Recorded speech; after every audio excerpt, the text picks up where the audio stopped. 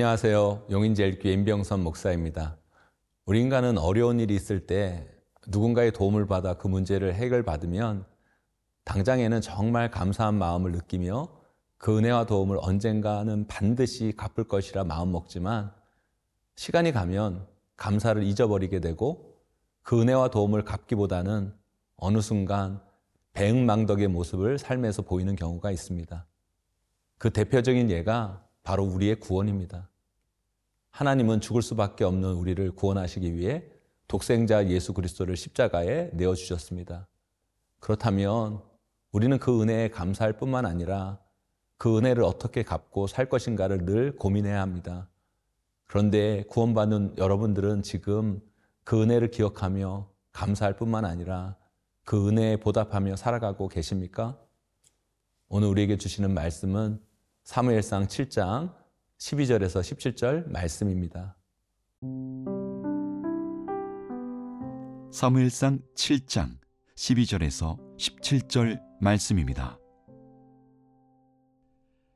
사무엘이 돌을 취하여 미스바와 센 사이에 세워 이르되 여호와께서 여기까지 우리를 도우셨다 하고 그 이름을 에베네셀이라 하니라.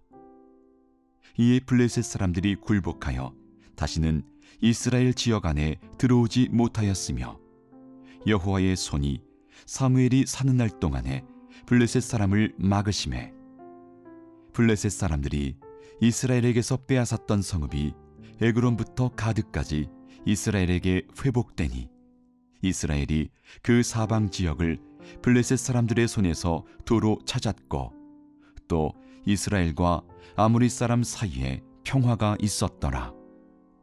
사무엘이 사는 날 동안에 이스라엘을 다스렸으되 해마다 베델과 길갈과 미스바로 순회하여 그 모든 곳에서 이스라엘을 다스렸고 라마로 돌아왔으니 이는 거기에 자기 집이 있음이니라. 거기서도 이스라엘을 다스렸으며 또 거기에 여호와를 위하여 제단을 쌓았더라. 이스라엘 백성들이 전쟁에서 승리하고 사무엘 선지자는 하나님의 은혜와 도우심을 기억하기 위해 미스바와 센 사이에 큰 바위를 세우고 그것의 이름을 에베네셀, 도움의 돌이라 명명합니다.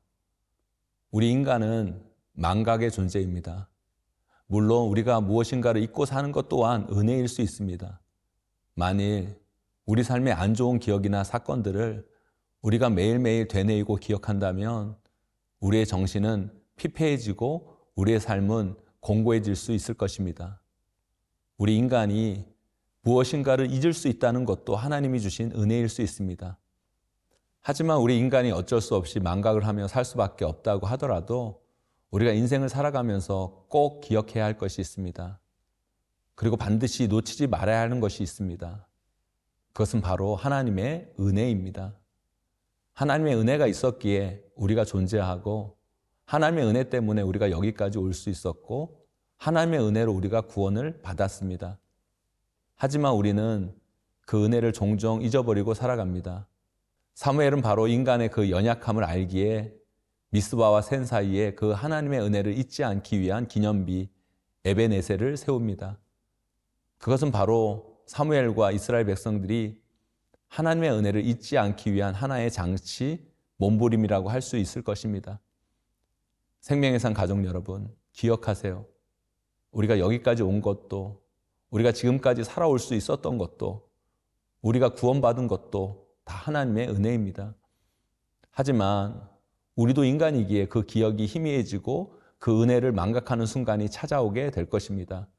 그때 여러분 삶 안에 그 은혜를 기억하기 위한 에베네셀이 있습니까? 저는 그것이 무엇이 되었든 우리 삶에 반드시 있어야 된다고 생각합니다. 어떤 이들은 예배를 통해, 어떤 이들은 말씀 읽음을 통해, 어떤 이들은 기도를 통해, 전도와 봉사를 통해 그 은혜를 날마다 되새김질하고 하나님의 은혜를 붙잡고 살아가기를 힘써야 합니다. 사랑하는 생명의 산 가족 여러분, 여러분 삶에 여러분만의 에베네셀을 꼭 만들어 가시기를 바랍니다. 하나님의 은혜를 잊지 않기 위한 여러분만의 몸부림, 여러분만의 기념비를 꼭 만드셔서 우리가 결코 놓쳐서는 안 되는 하나님의 은혜를 평생 붙잡고 살아가시는 저와 여러분, 우리 모두가 되시기를 주님의 이름으로 간절히 축원합니다.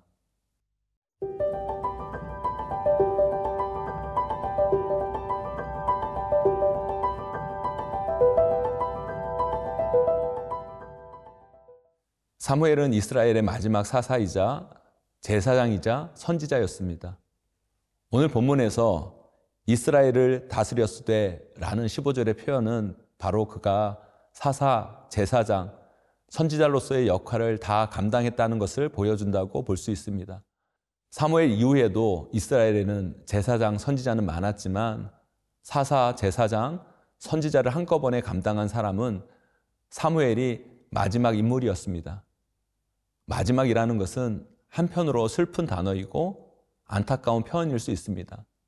마지막은 끝을 상징하고 끝은 모든 것이 지는 것을 의미합니다. 하지만 우리말에 끄트머리라는 단어가 있습니다.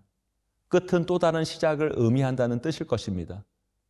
진행하는 과정에서 보면 그것은 끝이지만 그 끝은 또 다른 시작의 알림입니다.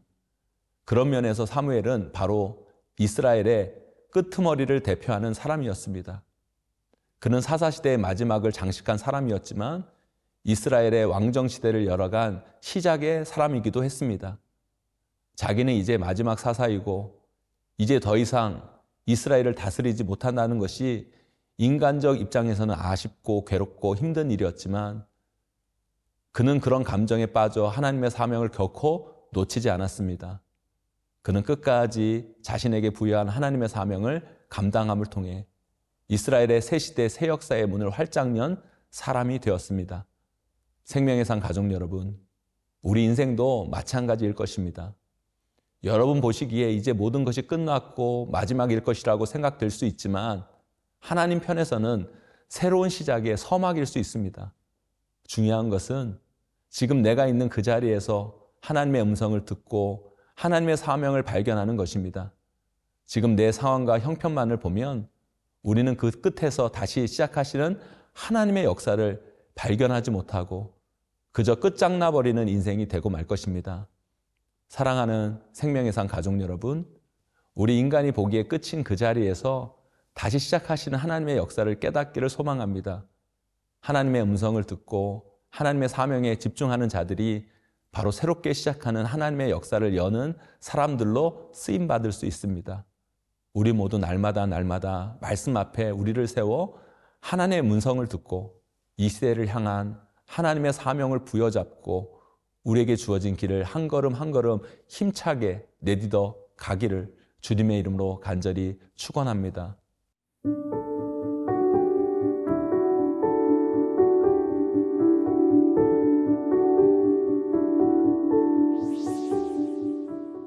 하나님 아버지, 우리가 하나님의 은혜를 결코 놓치지 않는 삶을 살아내기를 원합니다. 그 은혜를 잊지 않기 위한 우리 삶의 에베네셀을 만들게 하시고 그 은혜가 희미해질 때마다 에베네셀의 자리에 서서 하나님의 은혜를 다시 고백하는 우리 모두가 되게 하여 주시옵소서. 하나님의 사명을 잃지 않는 우리 모두가 되기를 소망합니다. 우리의 삶이 아무리 절망스러워 보인다 할지라도 그 자리에서 다시 시작하시는 하나님의 역사를 보게 하시고 그 역사에 동참하는 은혜를 우리에게 부어 주시옵소서. 예수님의 이름으로 간절히 기도드립니다. 아멘.